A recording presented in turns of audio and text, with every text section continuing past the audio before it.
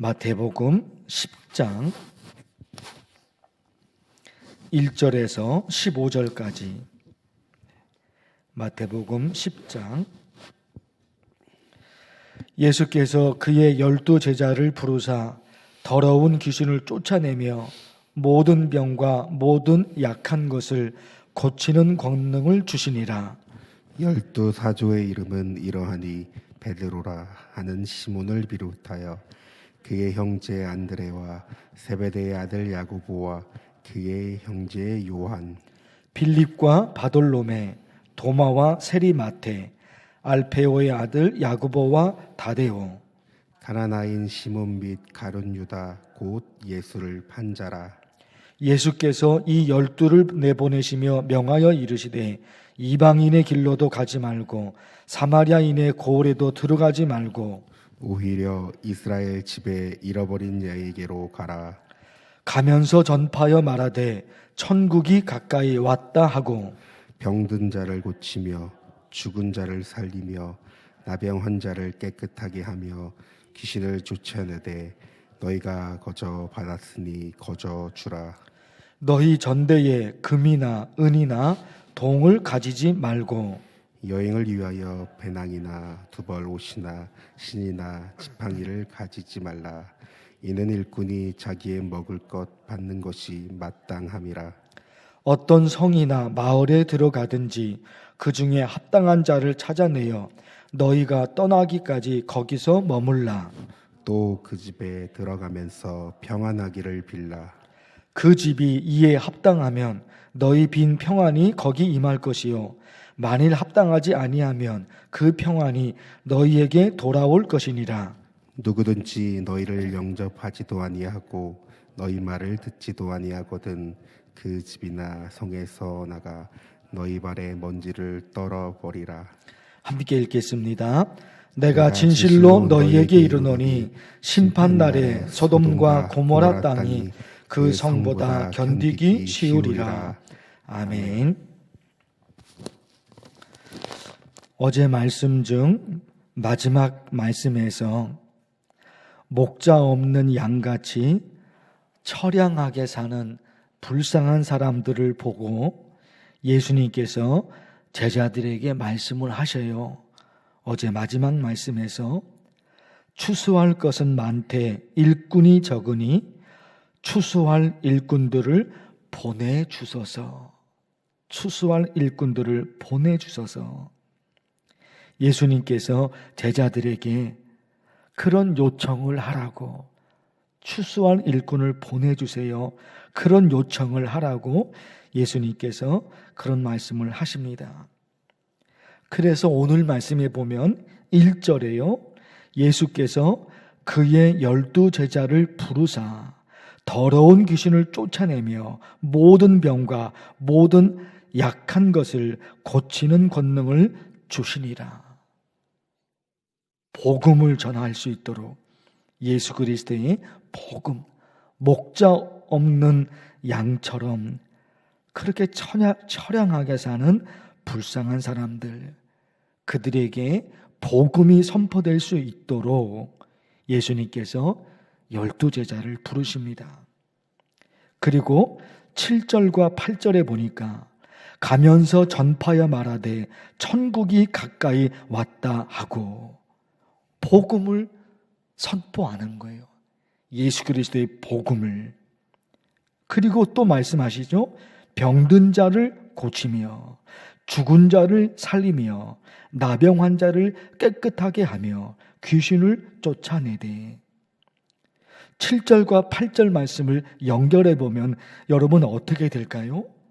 복음을 전하는 것은 말로써, 입으로써 복음을 전하잖아요. 예수님을 믿으세요. 예수님을 믿으세요. 천국이 있어요. 말로.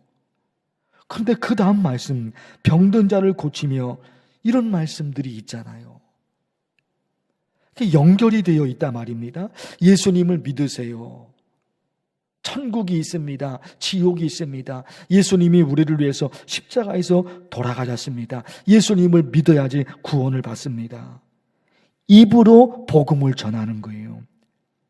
그런데 예수님이 하신 말씀은 7절과 8절이 연결되어 있는 거예요. 그러니 입술로만 복음을 전하는 것이 아니라 도와주는 거잖아요.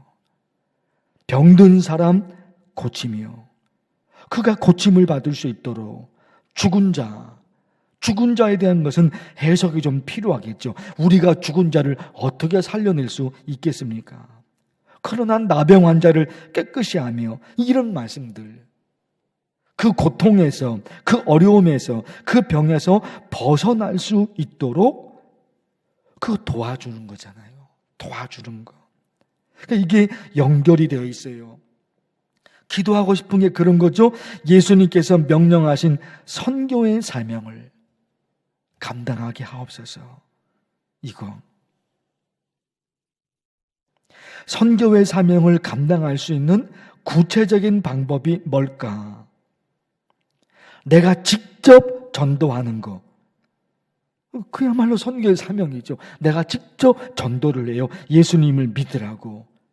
그가 예수님을 믿을 수 있도록 내가 직접 전도해요. 아니면 저 멀리 선교 현장에 나가서, 그렇죠? 선교회 현장에 직접 나가서 선교합니다. 선교사님들이 그러는 거잖아요. 그리고 우리도 내 삶의 영역에서 내가 직접 전도하고. 그런가 하면 선교 헌금을 하나님께 드림으로 선교 사역에 동참하게 되죠. 선교 헌금을 하나님께 드려요. 그것도 선교사에게 동참이 되는 거잖아요.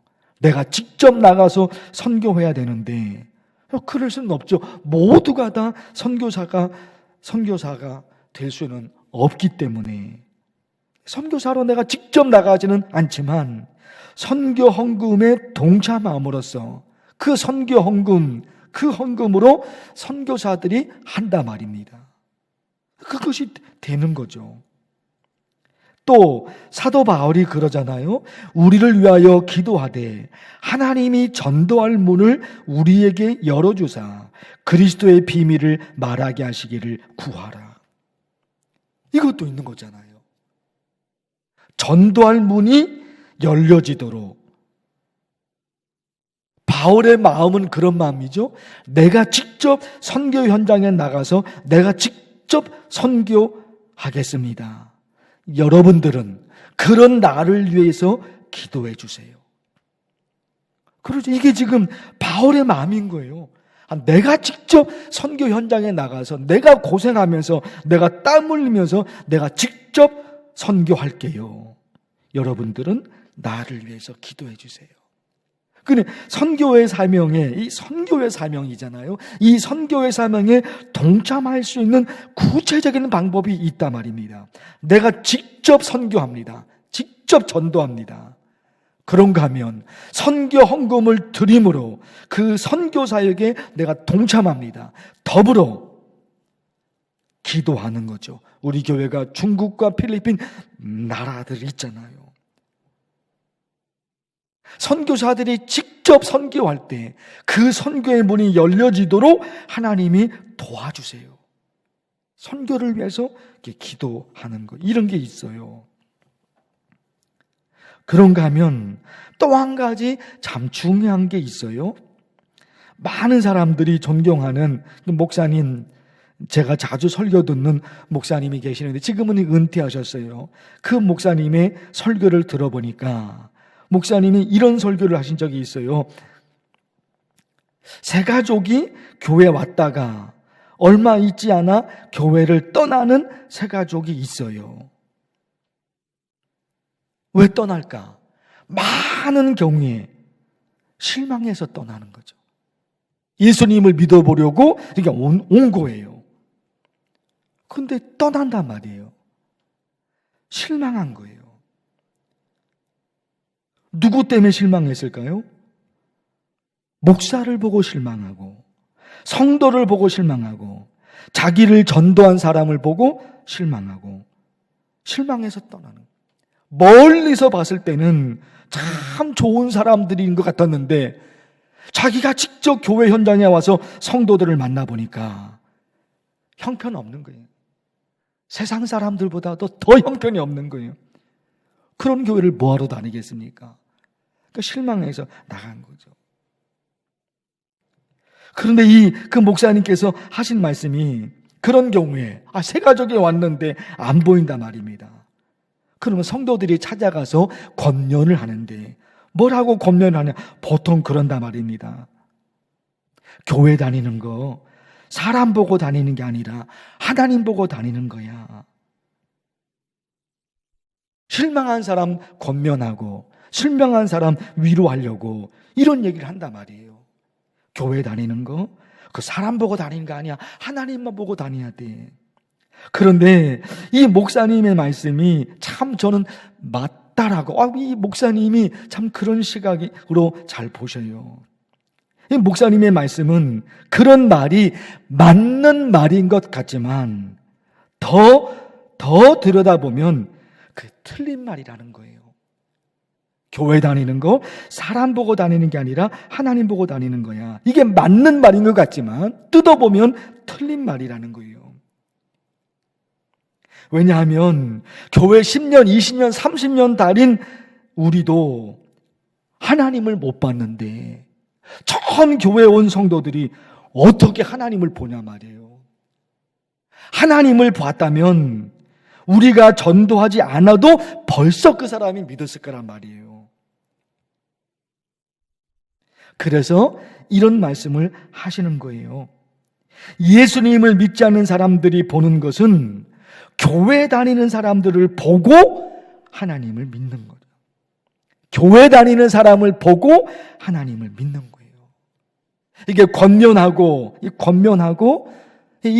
위로하고 그렇게 하려고 교회 다니는 거 사람 보고 다니는 거 아니야. 하나님 보고 다니는 거야. 그렇게 말하는 의미를 알겠죠. 그런데 거기에 속아버리면 안 되는 거예요.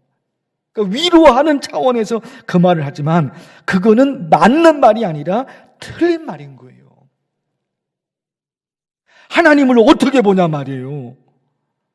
우리도 하나님을 직접 못 봤는데 어떻게 보냐 말이에요. 그러니까 처음 교회 오는 사람들은 어떤 특별한 일이 있어서 오는 경우도 있지만 예수님을 믿지 않는 사람들이 보는 것은 교회 다니는 사람들인 거예요. 교회 다니는 목사, 교회 다니는 장로님, 교회 다니는 권사님, 교회 다니는 집사님, 교회 다니는 성도님. 그들을 보고 하나님을 묻는데 아니 가까이 가서 실제 사는 생활을 보니까 더 형편이 없는 거예요. 배려하고 용서하고 친절하고 또 웃어주고 가족처럼 대하고 이런 게 없는 거예요. 세상 사람들이 훨씬 더 나은 거예요. 이런 거. 사도행전 1장 8절이 이야말로 지상명령이잖아요. 그런데 참 중요한 말씀이 있는 거예요. 오직 성령이 너희에게 임하시면 너희가 권능을 받고 예루살렘과 온 유대와 사마리아와 땅끝까지 이르러 내 증인이 되리라. 내 증인이 돼야 된다는 거예요. 그 증인이라는 글자가 딱 들어와요.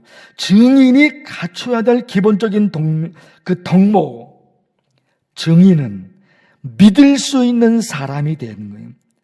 증인.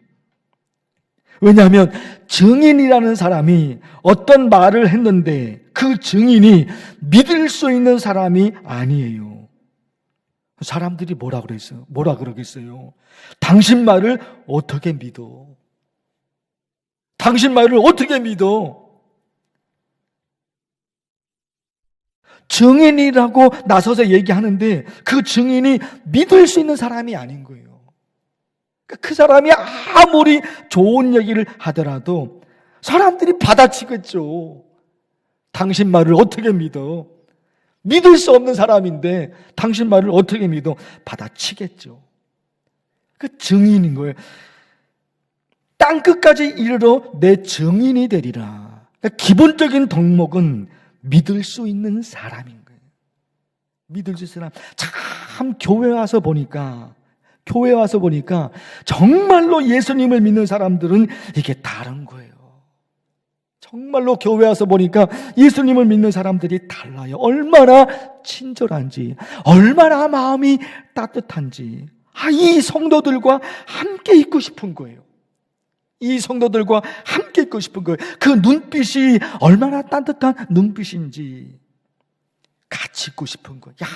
정말 교회 다니는 사람들이 정말 이렇게 다르구나. 이렇게 친절하고 배려하고 용서하고 이렇게 마음이 넓어요. 이렇게 마음이 넓어요. 그게 맞는 거죠. 근데 와서 보니까 참 교회 다니는 사람들은 천사들 같았는데, 목사는 천사 같았는데, 그렇게 생각했는데 와서 보니까 아니에요. 마음이 얼마나 좁은지, 마음이 얼마나 작은지 형편없는 거예요. 그럴 것 같으면 뭐하러 교회를 다니겠어요? 여러분, 사랑하는 성도 여러분, 우리 간절히 좀 기도하고 싶은 것이 있어요. 복음서 말씀을 통해서 우리가 어떤 신앙을 해야 되는지 말씀들이 참 많잖아요. 무엇이 여러분 느껴집니까?